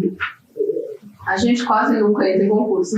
Sim. É uma coisa assim que a gente também se recrimina um pouco, mas muito de correria, da gente fica só atendendo demanda. Assim, acho que uma coisa da nossa história, a gente parou muito pouco para pensar, puta, olha o que a gente está fazendo, para onde a gente quer ir até agora. Isso tudo foi acontecendo assim, uma coisa atrás da outra, você mal acaba um trabalho que você fala, ufa, aí já entra outro gigante que você sabe, que você não esperava, fala, agora eu vou poder fazer isso, aí entra mais outro atropelando. Isso foi acontecendo até agora, e acho que muito isso, assim, a gente nunca ter se inscrito muito nesses concursos. Vocês estão há 7 anos, mais ou menos. 7 anos. Nesses 7 anos, você falou da crise. Que outras mudanças você viu na área de design? Na semana passada você viu o Raul falar Na área editorial, né? Que mudou muito. Eu acho que eu vejo um campo muito mais aberto, eu vejo muito mais gente fazendo design gráfico que eu gosto. Tanto assim, eu vejo na comunicação de empresas, de marcas, de coisas que aparecem no mercado, como eu vejo mais internet, mais designers legais trabalhando, com gente no Brasil que tem uma linguagem mais próxima, acho que no fim dos anos 90, ou até, sei lá, grande parte dos anos 2000, era menos, assim, eu via menos, eu conseguia ter também, mas não chegava tanto. Eu acho que isso cresceu, acho que a gente melhorou um pouco. Outras coisas, pensar nessas demanda de web também. Demanda de web. Ultimamente, eu visto muito. A demanda aumentou ou ela aumentou e depois estabilizou essa do web? Ela aumentou, já estabilizou, eu acho que agora, recentemente, está maior um pouco. Acho que muita gente. O e-commerce cresce muito, né? Cresce assim. A gente percebeu assim, Uma mudança institucional, uma coisa que realmente teve um pico e depois todo mundo já fez site, né? Então, institucional meio que Estacionou, mas o e-commerce está crescendo muito.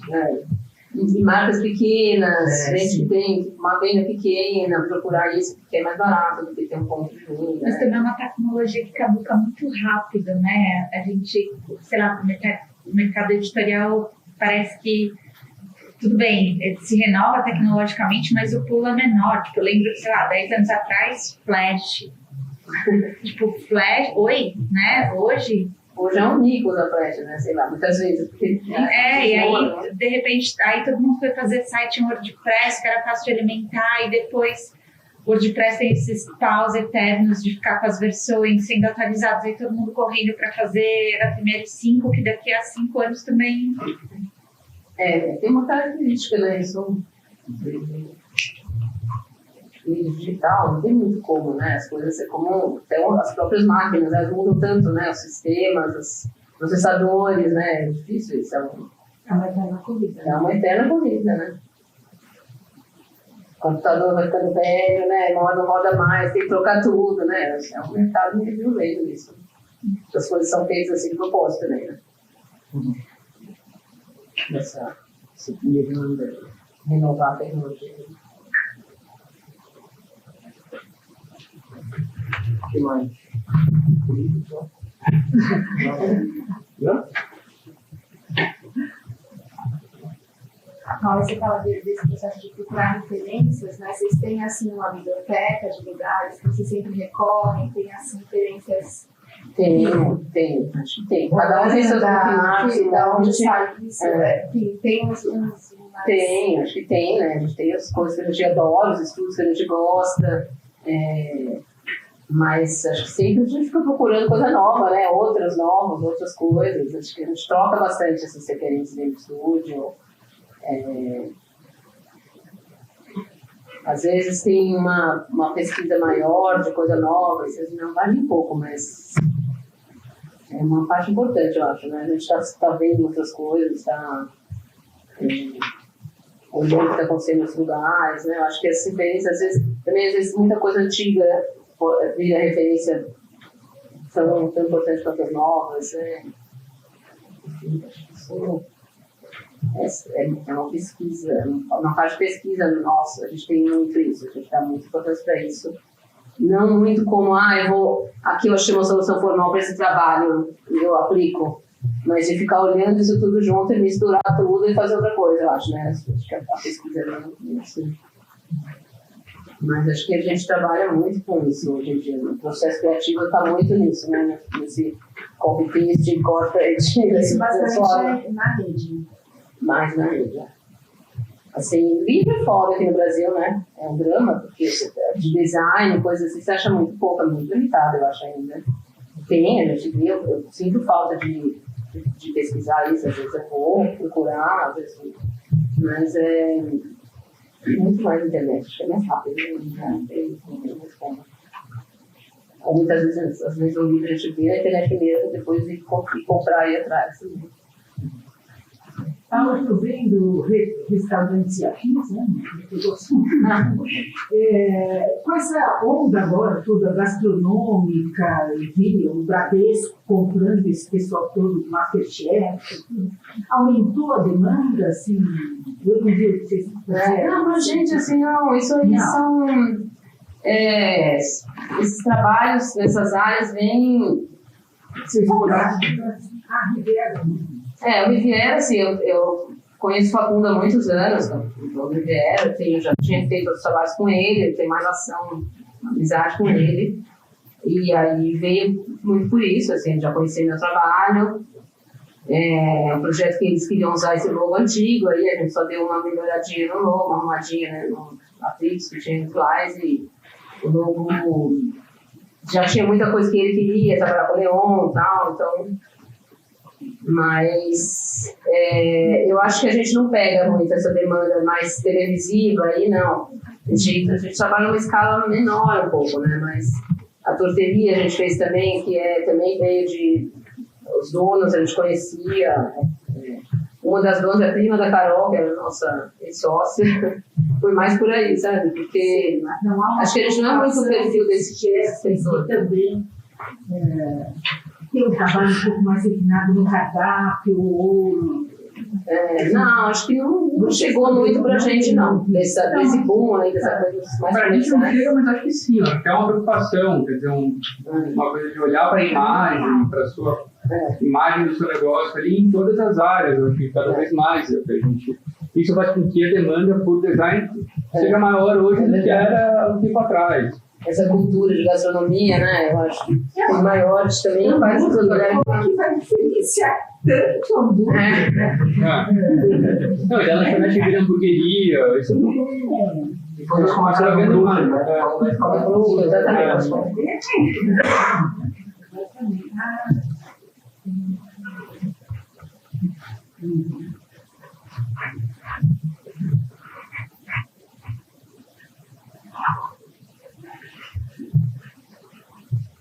Seria também, tinha uma demanda de embalagens muito baratas, gastar pouco, simplificar o processo, a gente estava começando, a gente não podia ter um gasto muito alto com isso.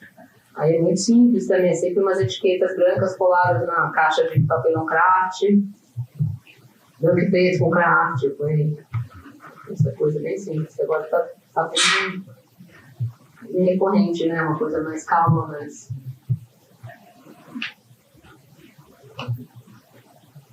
Engraçado, né? Tem várias coisas que eu tô vendo que eu conhecia, mas não sabia que você... O site de vocês está atualizado. Processo. É porque assim, tem muita coisa que a gente já mostrou aqui, tem montagem também, e que a gente não põe no site, porque e aí a gente também, se não mostrar montagem, não tem como mostrar, né? Mas informalmente a gente mostra, né? Você tem sempre um estagiário? A gente tem, agora a gente não tem, a gente teve uma estagiária até. Que ela trabalhou 2 anos como estagiária, agora ela está trabalhando com a gente.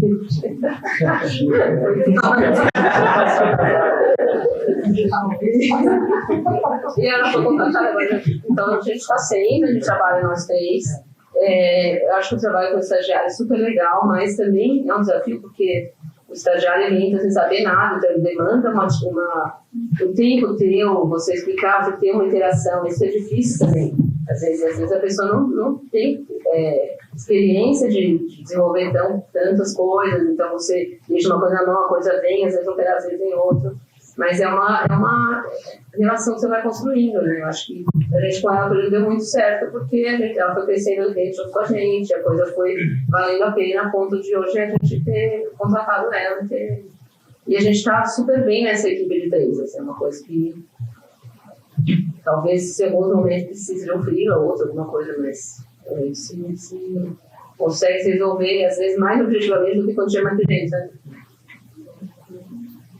Mas acho que é muito também pessoal, uma relação pessoal de convivência diária, tem muita coisa em jogo nisso, né, eu acho. É uma das coisas mais difíceis montar uma equipe. É muito difícil.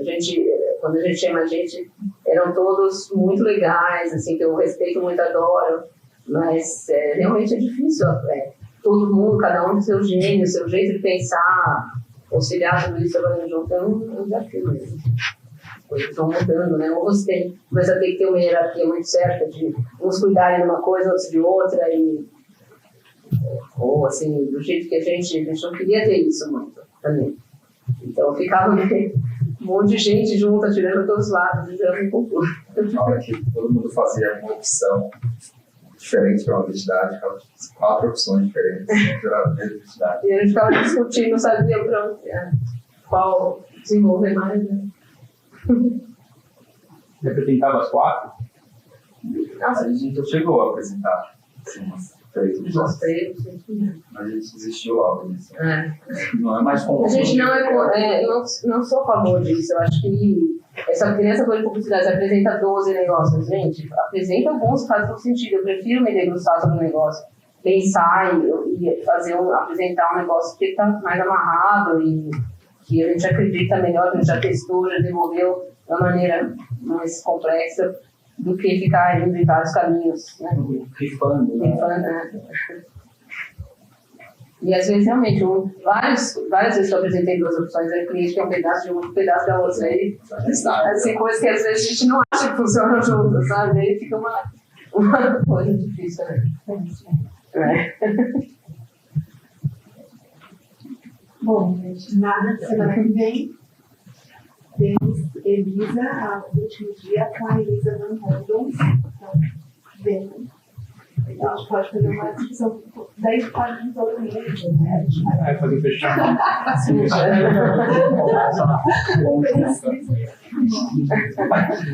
pessoas aqui. Se abraça e chora. Não, esse microfone está tudo mais fácil. Né? É. Legal, obrigado. Legal.